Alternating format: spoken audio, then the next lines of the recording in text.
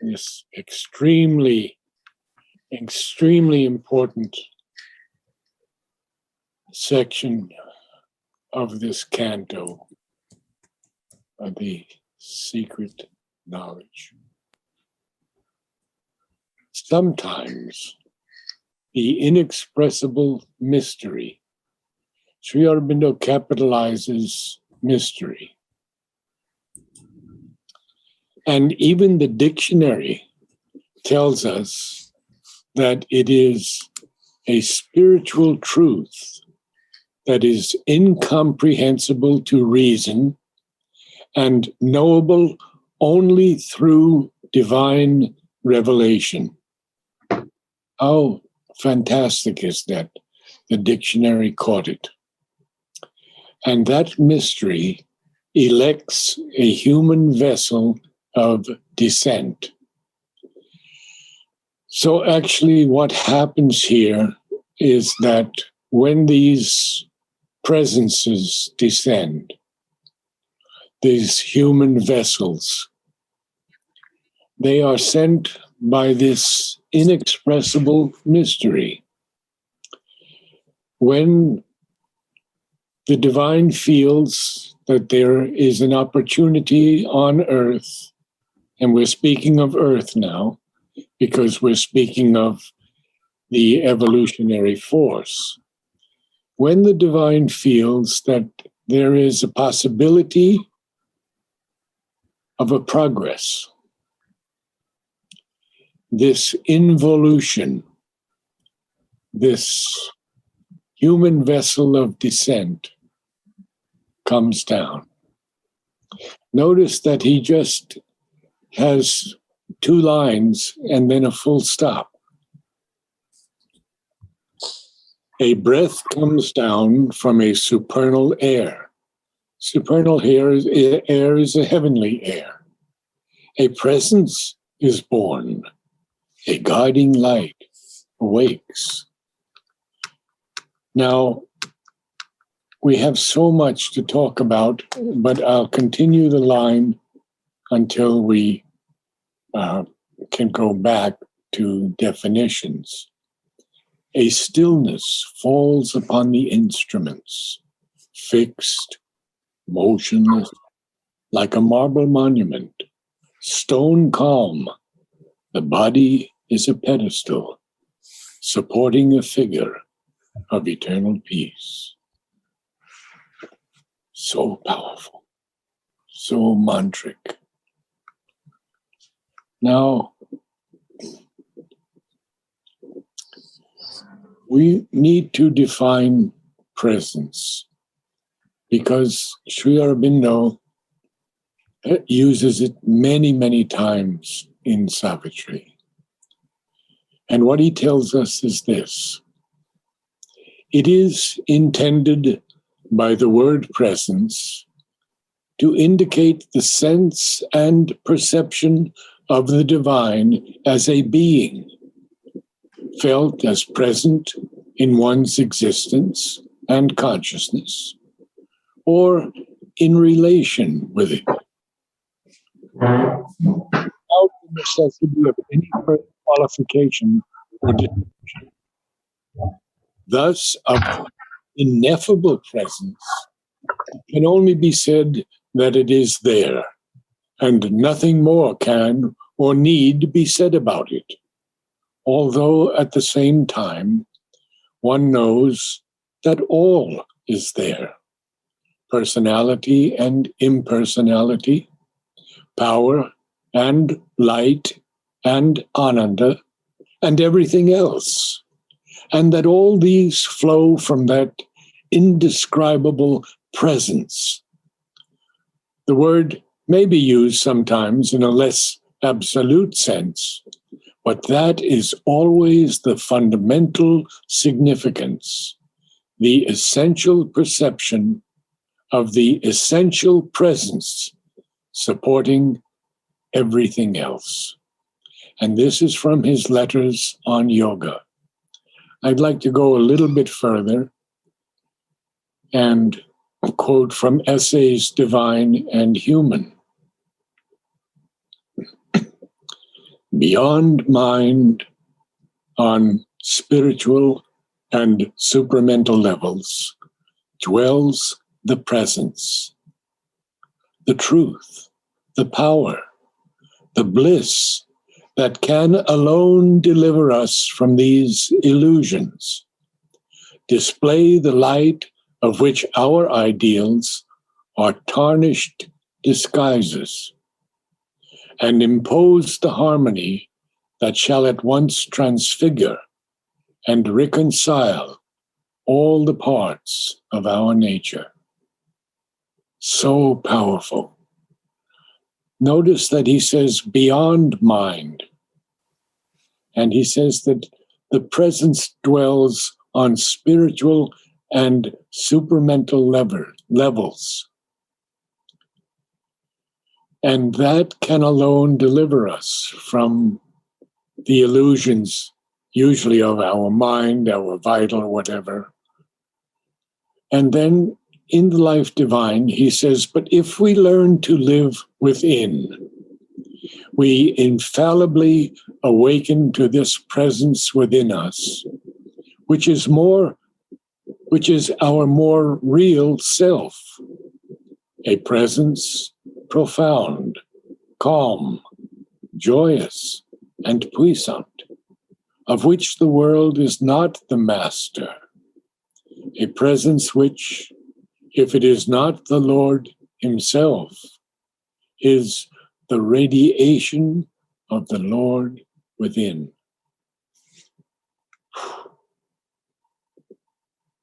He has many, many more quotes from the life divine. And perhaps we should go over a few of these. But what I'd like to do first, go into the synthesis of yoga for one quote from him. For what yoga searches after is not truth of thought alone, or truth of mind alone, but the dynamic truth of a living and revealing spiritual experience.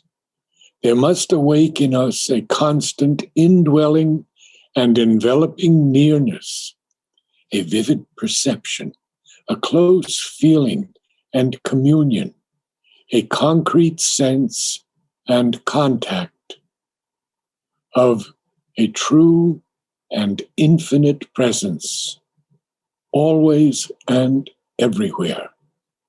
That presence must remain with us as the living, pervading reality in which we and all things exist and move and act. And we must feel it always and everywhere, concrete, visible, inhabiting all things. It must be patent to us as their true self, tangible as their imperishable essence, met by us closely as their inmost spirit.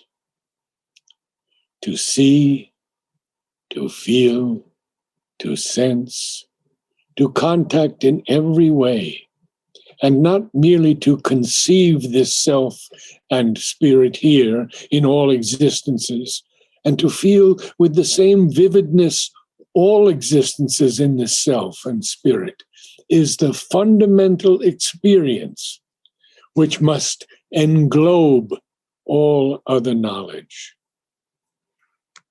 And I'll just end with a few brief quotes from the letters on yoga.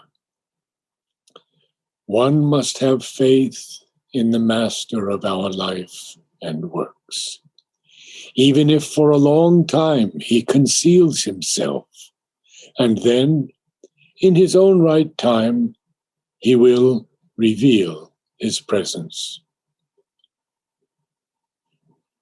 They, the psychic being, and the divine presence in the heart are quite different things. The psychic being is one's own individual soul being. It is not the divine, though it has come from the divine and develops towards the divine. And lastly, for it is quietness and inwardness that enable one to feel the presence. And we close this presence with Mother's writing. For in human beings, here is a presence, the most marvelous presence on earth. And except in a very few rare cases, which I need not mention here, this presence lies asleep in the heart, not in the physical heart, but the psychic center of all beings. And when this splendor is manifested with enough purity, it will awaken in all beings the echo of his presence. All of us who have meditated or come in contact with Sri Aurobindo or Mother have felt this silence falling upon us. It is something fixed and motionless, like a marble monument. The body becomes a pedestal that is stone calm, supporting a figure of eternal peace. And now I would like to cover Sri Aurobindo's words on peace. There are not many of them, but they are so important. In the letters on yoga, he writes quite a lot. Peace is the very basis of all the siddhi in the yoga. Peace is a more positive condition. It carries with it a sense of settled and harmonious rest and deliverance. Peace is a calm deepened into something that is very positive, amounting almost to a tranquil, waveless ananda. Peace is a deep quietude where no disturbance can come. A quietude with a sense of established security and release. In peace, there is, besides the sense of stillness, a harmony that gives a feeling of liberation and full satisfaction. Now we continue on with the lines in this powerful, powerful section. Or a revealing force sweeps blazing in. Out of some vast, superior continent, knowledge breaks through, trailing its radiant seas, and nature trembles with the power, the flame. I don't know if many of you have felt this flame. I certainly did the first time I was in Mother's presence. It was such an experience that I think I wept on her feet for 10 minutes afterwards, perhaps longer. Because this flame begins as a spark, as we know, in the center of our being. And if we tend that spark, it will grow into a flame. And that flame will begin to rise until it envelops our entire being. Yet it never burns. There is heat, yes, and there are huge flames, but they do not burn. And yet, they dissolve many, many things from past lives and even present lives. Now, Sri Aurobindo takes us in another direction. He says, speaking of us, a greater personality sometimes possesses us, which yet we know is ours.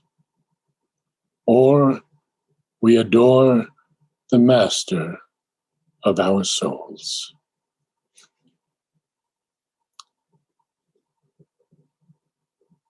Here, Sri Aurobindo tells us what personality is.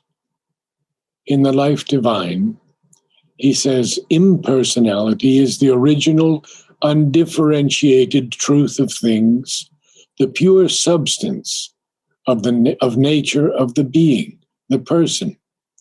In the dynamic truth of things, it differentiates its powers and lends them to constitute by their variations the manifestation of personality.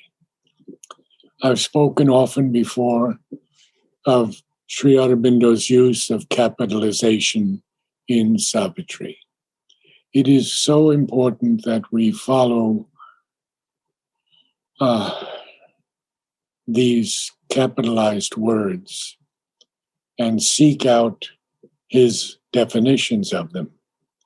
So now we come to, or we adore the master of our souls. And I'm going to probably conclude today. Well, let's see how far we can go. Sri Aurobindo speaks to us in the Life Divine of the master, and he says, the master and mover of our works is the one, the universal and supreme, the eternal and infinite. He is the transcendent unknown or unknowable absolute, the unexpressed and unmanifested ineffable above us. But he is also the self of all beings, the master of all worlds, transcending all worlds, the light and the guide, the all beautiful and all blissful, the beloved and the lover.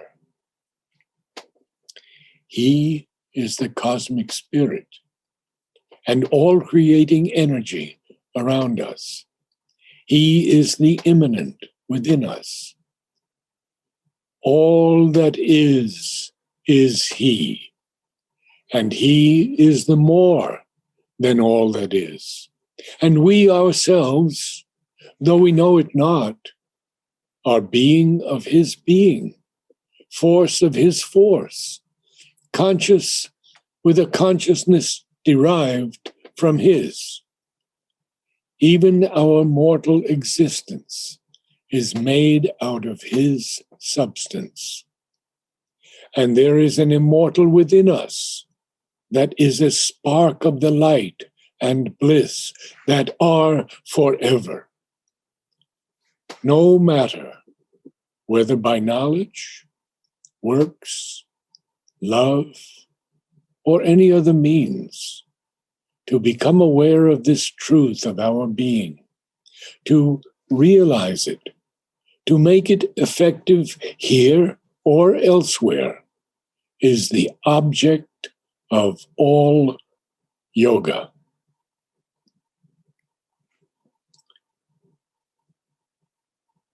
Aware of the divine as the master of our being and action, we can learn to become channels of his Shakti, the divine presence, and act according to her dictates or her rule of light and power within us.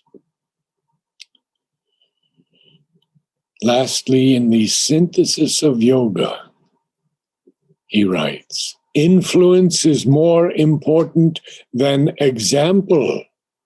Oh, influence is not the outward authority of the teacher over his disciple, but the power of his contact, of his presence, of the nearness of his soul to the soul of another, infusing into it, even though in silence, that which he himself is and possesses.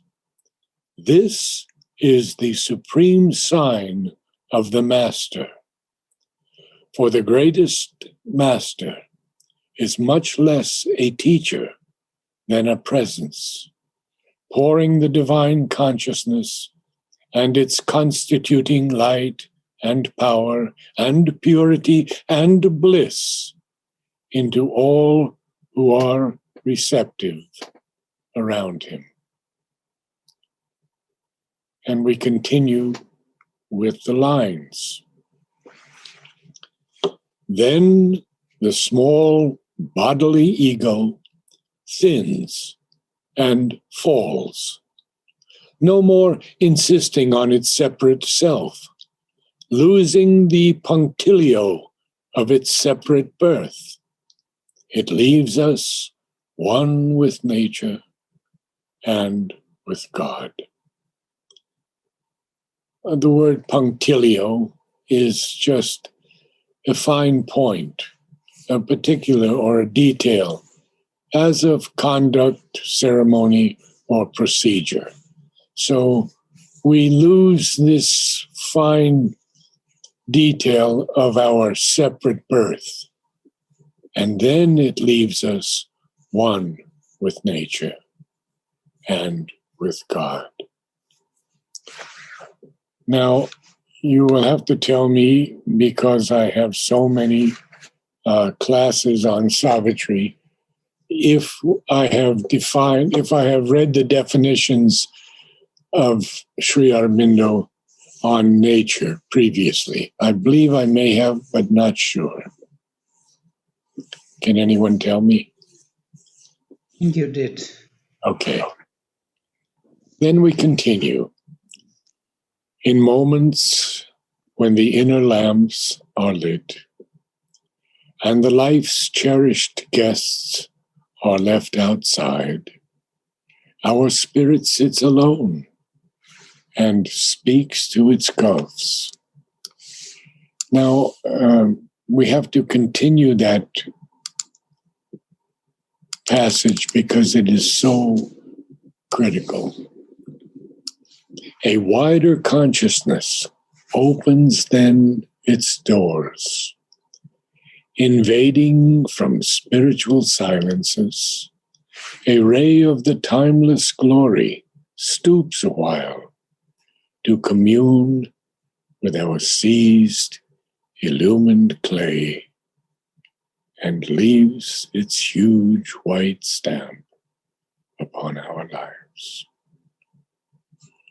Sri Aurobindo capitalizes glory, and we know what glory is: majestic and radiant beauty and splendor, resplendence.